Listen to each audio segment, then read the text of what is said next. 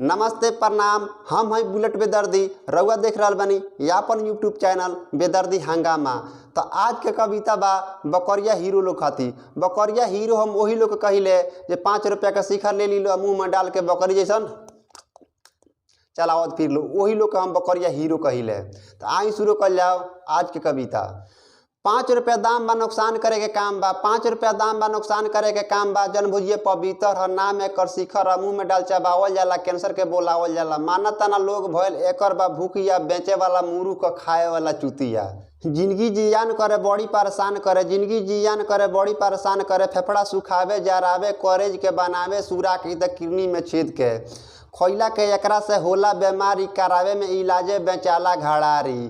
गिनले गिनाला ना एकर देहल दुखिया, गिनले गिनाला ना एकर देहल दुखिया। बेचे वाला मुरुख खाए वाला चुतिया, खाए वाला चुतिया। दांत के त इतना ना बुरा हाल कर देवेला, देखला बा बुझाला जे पीली छिछिरिया काट देले बिया, फिर भी खाए वाला खाए नहीं छोड़त। तो दांत के का हाल करला सुनी। पियरी धरावे बीमारी बढ़ावे, मसूड़ा सड़ा के ई खूनो गिरावे। पियरी धरावे बीमारी बढ़ावे, मसूड़ा सड़ा के ई खूनो गिरावे। होला ना भलाई कइला से दवाई, डॉक्टर लोग करेला खूबे लुटाई। इलाज करावे खातिर पटना दिल्ली बॉम्बे बनारस लोग दौड़त रहता, आ डॉक्टर लूटे वाला बा लूटता, ओकर काम है बा लूटे के। तो होला ना भलाई कइला से दवाई, डॉक्टर लोग खूबे करेला लुटाई। बीते परेशानी जब छूटे ना दुखिया, बेचे वाला मुरुख बखाए वाला चुतिया, खाए वाला चुतिया।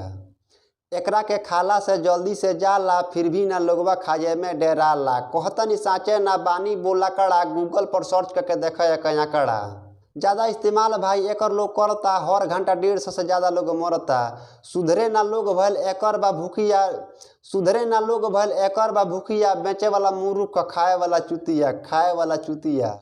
मन इसकस से अपबाड़े एकरा विरोध में, बासो मैदारी ना देशवा के लोग में। मन इसकस से अपबाड़े एकरा विरोध में, बासो मैदारी ना देशवा के लोग में। जानखाती सबका करेले भलाई, प्रचार करे वाला के करस रेलाई। माने ना लोग भयल एकर बा भूखिया, बेचे वाला मुरुख खाए वाला चुतिया, खाए वाला चुतिया। देश में कैंसर के बीमारी इतना ना तेजी से बढ़ रहा बा, फिर भी लोग शिखर सिगरेट गुटखा तंबाकू खाए नहीं के छोड़त। पता ना आवे वाला साल भर 2 साल में का होई का ना होई, कुछ भी कहल मुश्किल बा। हमरा आशा ना पूरा विश्वास बा ई वीडियो देखला के बाद कुछ लोग जरूर शिखर सिगरेट तंबाकू खाए छोड़ दी। बाकी हमारी वीडियो कैसा लागल कमेंट कर जरूर बताएं। फिर मिलतानी अगला वीडियो में, तब तक खातिर नमस्कार।